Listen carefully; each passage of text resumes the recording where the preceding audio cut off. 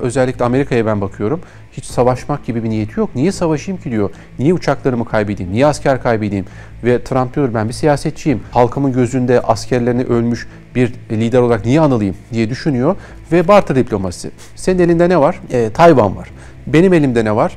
Panama var. Al Panama'yı ver Tayvan. Rusya. Senin elinde ne var? Benim elimde Ukrayna var. Karşı tarafta ne var? Suriye'deki Tartus Laskiye var. Al Tartus'u ver Ukrayna'nın Donbas bölgesini gibi. Amerika Birleşik Devletleri içine kapanınca dünya ne yapacak? Şimdi Amerika Birleşik Devletleri'nin bugünkü politikası aslında Donald Trump 2.0 diyoruz ya, şimdi ikinci dönemi bu. Sarı saçlı mavi gözlü Donald Trump ne yapacak diye merak ederken aslında ilk döneminden de çok fazla rotasından sapmayacağını, hatta daha da sertleşeceğini veya daha da neokonlaşacağını tahmin ediyorduk. Bunu nereden görüyoruz? 2016-2020 senesinde de Amerika'yı muhteşem yapacağım dedi ve ilk önce bir ticaret savaşı başlatmak istediğini gördük. Kime karşı? Çin'e karşı. Yine bugün olduğu gibi Rusya'yı birinci düşman olarak değil, evet Rusya bizim stratejik bir rakibimiz ama esas tehlike Çin. Çünkü Çin üretimiyle ve bizim ülke topraklarımızdaki sağladığı ticaretle çok ciddi gelir elde ediyor ama Amerika Birleşik Devletleri bu gelirden hak ettiğini alamıyor. Şimdi 4 yıllık belki süresi buna çok yetmedi gibi göründü ama şimdi ilk koltuğa oturduğu andan itibaren biz Amerika'yı muhteşem yapacağız. Peki nasıl?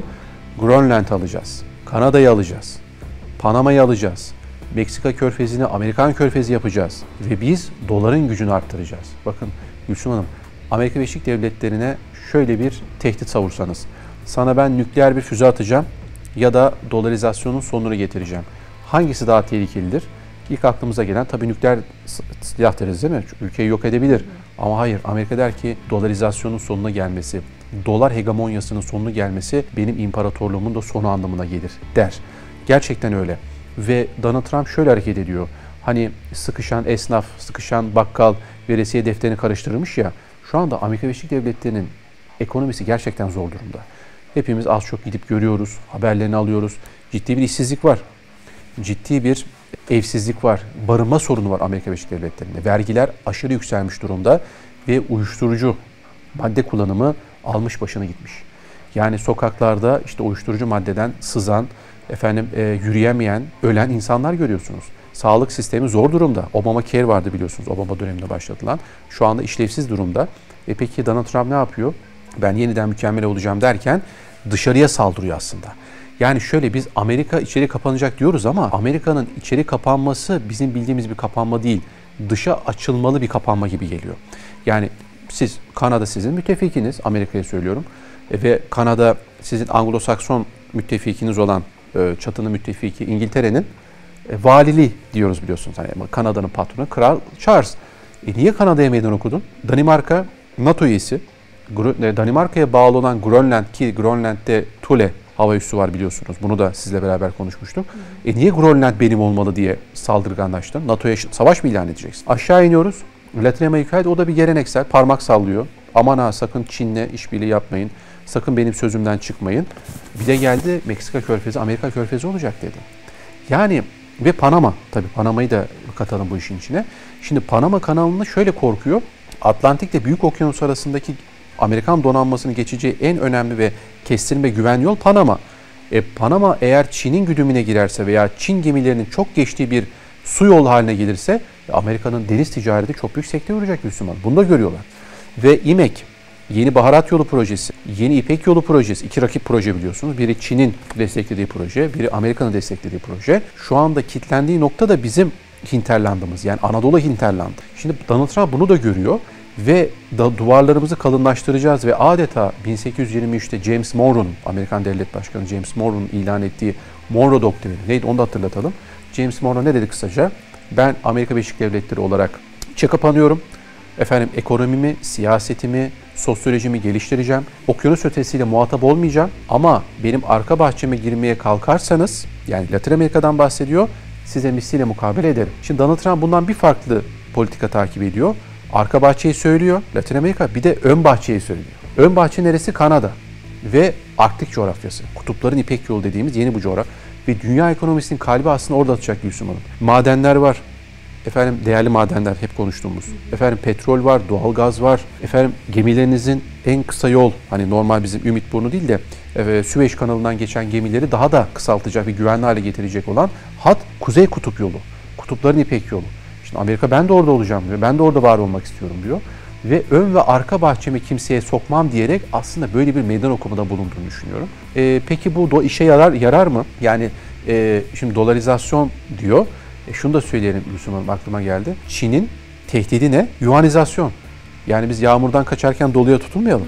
Şimdi Çin ne yapıyor? Çin'de çok soğukkanlı. Ben bir medeniyetim diyor. Ben tacir bir devletim diyor. Ben savaşlara müdahil olmam. Benim zaten belli nerede hassas olduğum. Onda da kimsenin bulaşacağını da zannetmiyorum diyor. Ve Afrika dahil olmak üzere her kıtada büyük Çin şirketlerini görüyoruz Gülsüm Hanım. Çin balıkçılarının, Çin ticari gemilerinin böyle bakteri gibi ürediğini görüyoruz. Yani Güney Çin Denizi'nde, efendim Atlantik'te, Pasifik'te, yanı başımızda bile, Doğu Akdeniz'de bile, işte İran'la yaptığı anlaşmayı görüyorsunuz. Kutuplarda da bunu göreceğiz. Ve şimdi bu durumda Amerika Birleşik Devletleri nasıl mücadele edecek? Yuanizasyona karşı dolarizasyon. Dolar sadece bir para birimi değil, aynı zamanda önemli bir silah Amerika açısından. Yeşil silah.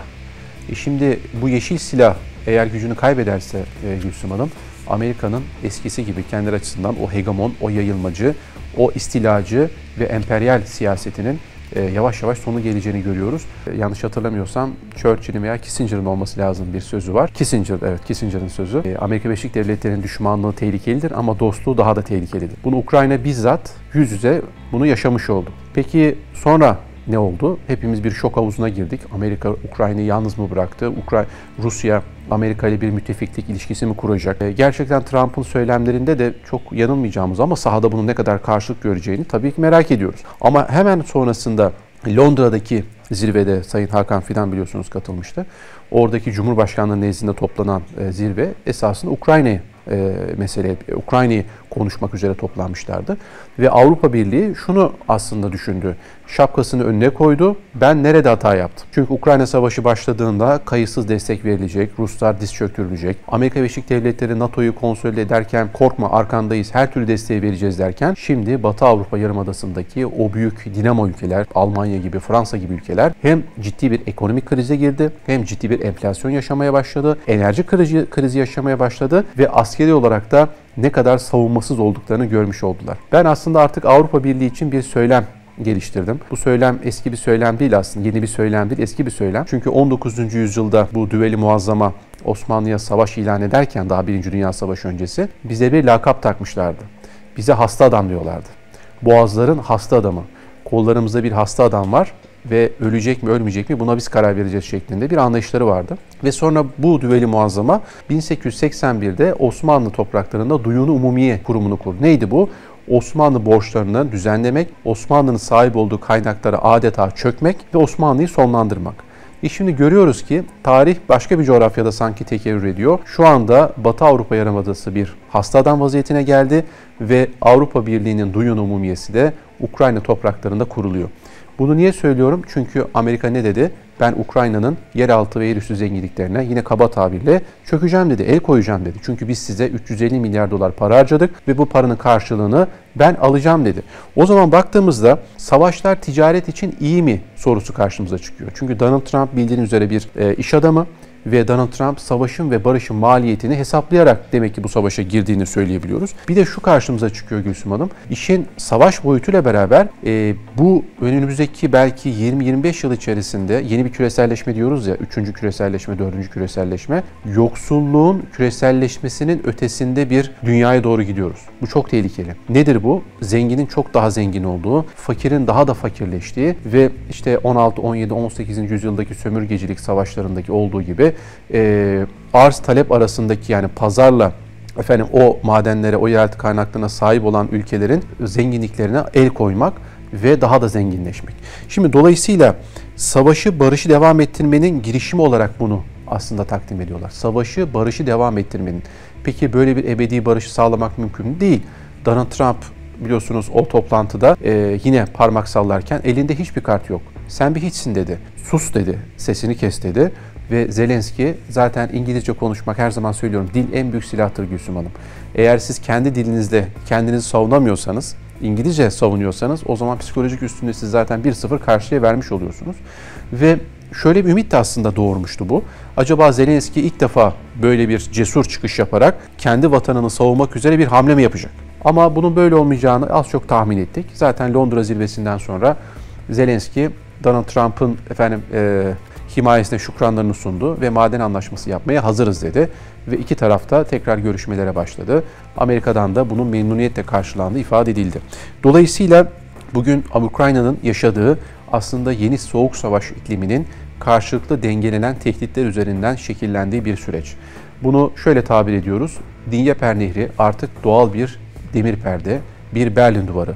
Tıpkı 1945 sonrasında olduğu gibi bu soğuk savaş bir önceki soğuk savaşa tabii ki çok benzemeyecek. Çünkü o soğuk savaşta bir Varşova Paktı vardı, bir NATO paktı vardı, ittifakı vardı ve çizgiler kalındı. Ama şu anda çizgiler belliydi Gülsüm Hanım. Kim kimle ittifak yapacak, kim kimle koalisyon kuracak, kaygan koalisyonlar dönemi. Ve şu süreç gerçekten çok enteresan. Hani ben şöyle bir tabir kullanıyorum. Bir barter diplomasi dönemi. Yani takas diplomasisi.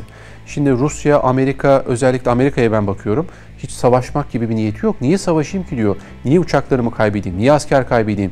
Ve Trump diyor ben bir siyasetçiyim. Halkımın gözünde askerlerini ölmüş bir lider olarak niye anılayım diye düşünüyor. Ve barter diplomasisi. Senin elinde ne var? Tayvan var. Benim elimde ne var? Panama var. Al Panama'yı ver Tayvan'ı. Rusya, senin elinde ne var? Benim elimde Ukrayna var. Karşı tarafta ne var? Suriye'deki Tartus Laskiye var. O zaman örnek veriyorum. Al Tartus'u ver Ukrayna'nın Donbas bölgesini gibi. Böyle bir döneme girdiğimizi ben düşünüyorum Gülsüm Hanım. Ve bunu Çin, Amerika Birleşik Devletleri ve Rusya, bu büyük hegemon devletler kendileri masaya oturup bence bunu konuşacaklar. Ama masada olmayan, menüde olan şu anda bir aktör var. Belki Avrupa Birliği'ne çok yükleniyoruz ama kendi kaderlerini kendileri yazar bu şekilde. Avrupa Birliği artık menüde değil, masada değil, menüde. Ve bunu gördüler. Avrupa kendi ordusunu kurabilir mi tartışmaları biliyorsunuz. Macron'un NATO'nun beyin ölümü gerçekleşmiştir demesinden sonra yeniden meydana çıkmıştı, ortaya çıkmıştı. Ve Donald Trump sen küçük bir Napolyonsun, haddini bil demişti ona. Ve bu söylem biraz sönümlenmişti. Ama son yaşanan hadise de evet yeter artık ve biz kendi ordumuzu kurarak Amerika Birleşik Devletleri'ne olan göbek bağımızı kesmeliyiz. O zaman karşımıza şu çıkıyor. Avrupa Birliği aslında hasta adamlığı sadece bugün ibaret değil. 1945'ten sonra hastalanmaya başladı Avrupa Birliği. Çünkü Avrupa Birliği'nin askeri melekeleri elinden alındı. Avrupa Birliği'ne şu söylendi. Al sana para, al sana güç, endüstrileş, üret ama askeri olarak seni ben koruyacağım. Ama tarih şunu göstermektedir ki askeri olarak güçlü değilseniz siyasi olarak bunu mühürleyemiyorsunuz. Bugün Türkiye, evet biz 52'de NATO'ya girdik ama Türkiye NATO'dan güç alan değil, NATO'ya güç veren bir ülke oldu.